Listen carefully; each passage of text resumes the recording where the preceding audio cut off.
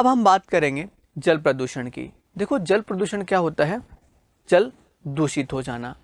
आपने सुना होगा गंगा सफाई अभियान, या फिर जो दिल्ली के किनारे या फिर उत्तर प्रदेश के किनारे जो यमुना नदी है उसको दूषित होने के बारे में भी आपने सुना होगा। जल प्रदूषण होता क्या है, जो हमारे आसपास का जो जल है उसमें कुछ गंदगी फैल जाना, वो जल दूषित हो जाना। पानी में अवांछित तथा घातक तत्वों की उपस्थिति से जल का दूषित हो जाना, जिससे वह पीने योग्य नहीं रहे, ये क्या होता है, जल प्रदूषण होता है। जल प्रदूषण के कारण मतलब ऐसे कौन से कारण हैं जिनसे जल प्रदूषित होता है।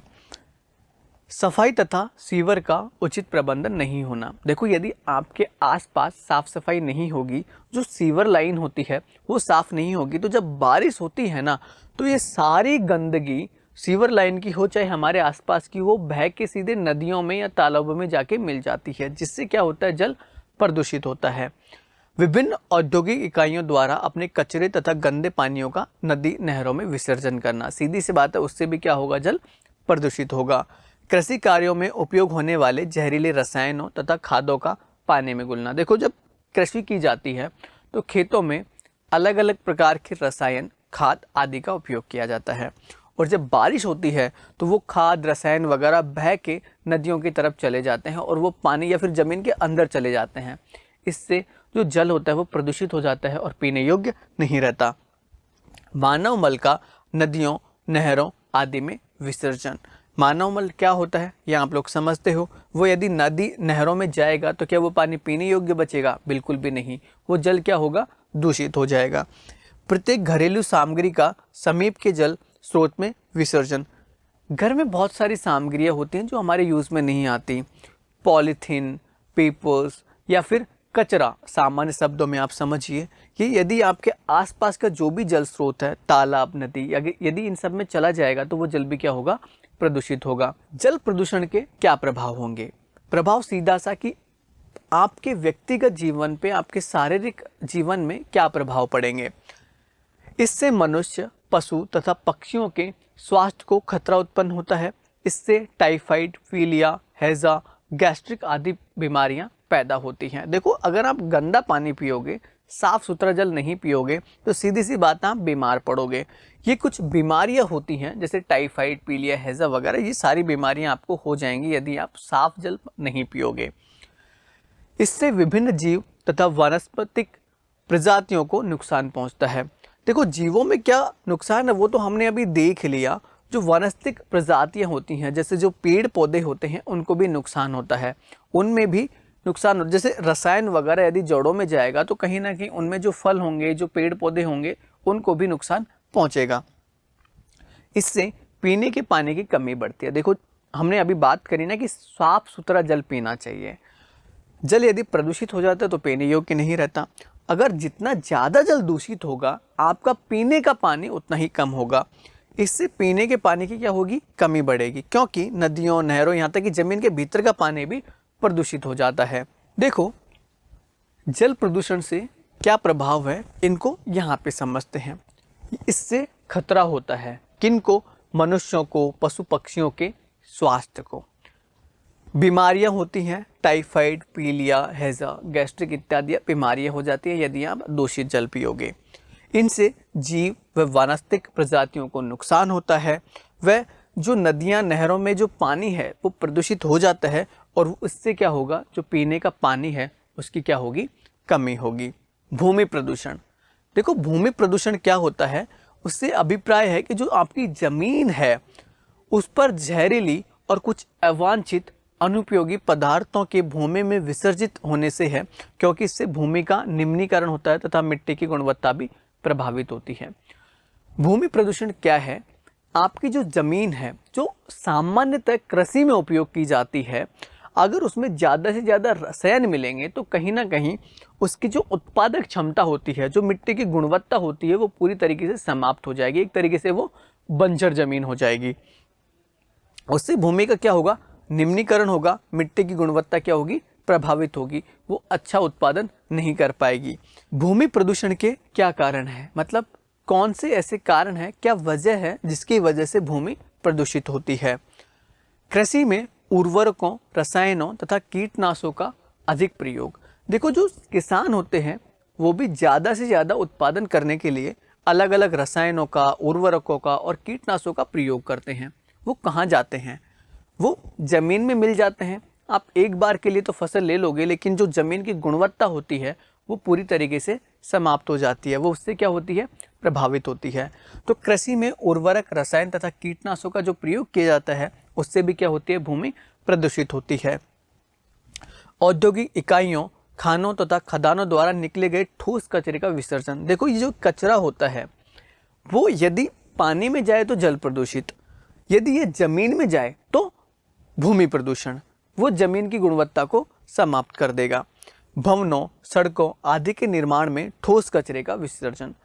यहाँ पे ठोस कचरा क्या होता है, जो सीमेंट हो गया, कंक्रीट हो गया, पत्थर वगैरह का जो कचरा हो गया, वो सारे जब जमीन में मिलते हैं तो उससे क्या होगा, भूमि प्रदूषित होती है। कागज तथा चीनी मिलों से निकलने वाले पदार्थों का निपटान जो मिट्टी द्वारा अवशोषित नहीं होते हैं। कागज बनाते टाइम पे या चीनी जो बनाती हैं फैक्ट्रीज, उनमें बहुत सारे ऐसे पदार्थ निकलते हैं जो यदि मिट्टी में फैला दिए जाएं तो वो मिट्टी द्वारा गलते नहीं हैं, उससे क्या होगी, भूमि प्रदूषित होती है। प्लास्टिक की थैलियों का अधिक उपयोग जो जमीन में दबकर नहीं गलती। देखो प्लास्टिक की थैलियाँ, आपको पता है कि ये सामान्यतः गलती नहीं है। आप ज़मीन में कोई भी और पदार्थ देखोगे, कोई फल आपने पटक दिया, वो कोई लकड़ी आपने पटक दी, कुछ समय बाद वो गलकर एकदम मिट्टी हो जाती है, लेकिन थैलियाँ बिल्कुल भी नहीं गलती हैं। ये क्या करेंगी, भूमि को प्रदूषित करेंगी। घरों, होटलों और औद्योगिक इकाइयों द्वारा निकलने वाले अवशिष्ट पदार्थों का निपटान, जिसमें प्लास्टिक, कपड़े, लकड़ी, धातु, कांच, सेरामिक, सीमेंट आदि सम्मिलित होते हैं।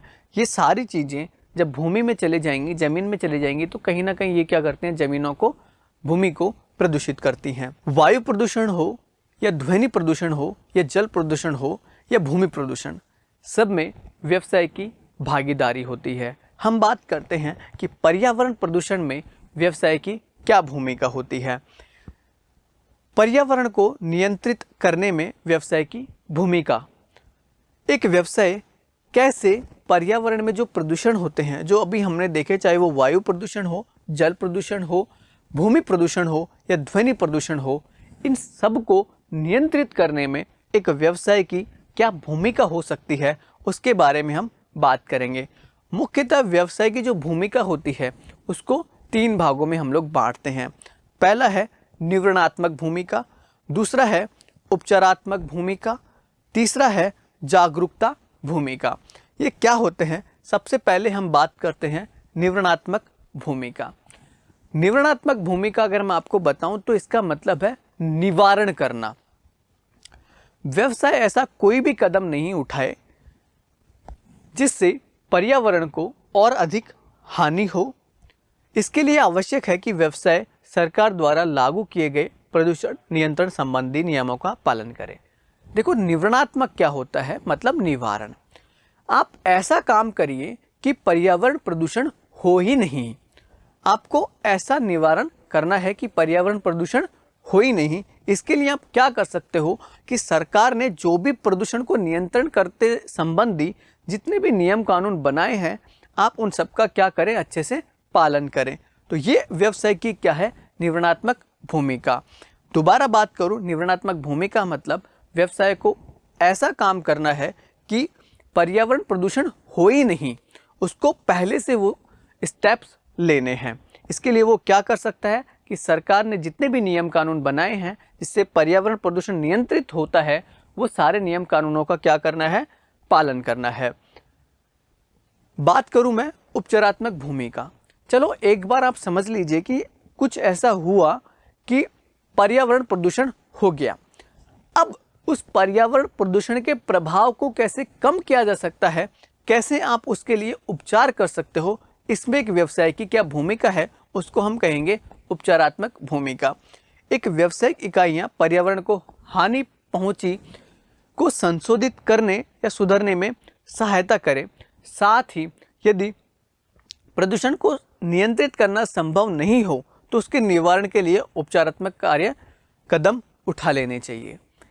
एक व्यवसाय क्या करेगा, देखो पहले तो कोशिश करेगा कि पर्यावरण प्रदूषण हो ही नहीं, लेकिन फिर भी यदि हो गया है, वो पूरी तरीके से उसको नियंत्रित नहीं कर पा रहा है, तो उसको ऐसे कदम उठाने चाहिए कि वो जो प्रभाव है पर्यावरण प्रदूषण का वो खत्म हो जाए, वो उसका प्रभाव कम से कम हो।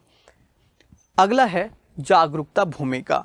जागरूकता भूमिका क्या है कि खुद भी जागरूक हो और आसपास के लोगों को भी जागरूक करें कि पर्यावरण प्रदूषण नहीं करें, या फिर करें तो कोशिश करें कि वो कम से कम हो, जहाँ तक कोशिश हो वो हो ही नहीं। ये क्या है? जागरूकता भूमिका।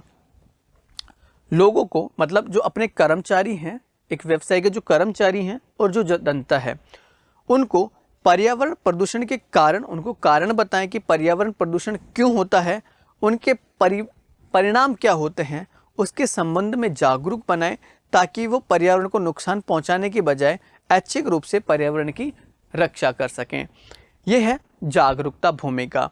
मतलब एक व्यवसाय को आसपास के लोगों को जागरूक करना है, उनको बताना है कि किन कारणों से पर्यावरण प्रदूषित होता है और आप ऐसा क्या कर सकते हो जिनसे पर्यावरण प्रदूषित हो ही नहीं, या फिर हो तो उनसे बचें। आप करो ही नहीं, खुद से पर्यावरण की रक्षा कर सकें। इन सब चीज़ों के लिए क्या करना है? लोगों को जागरूक करना है। ये है जागरूकता भूमिका। ये अध्याय आपका समाप्त हुआ। आपका बहुत बहुत धन्यवाद।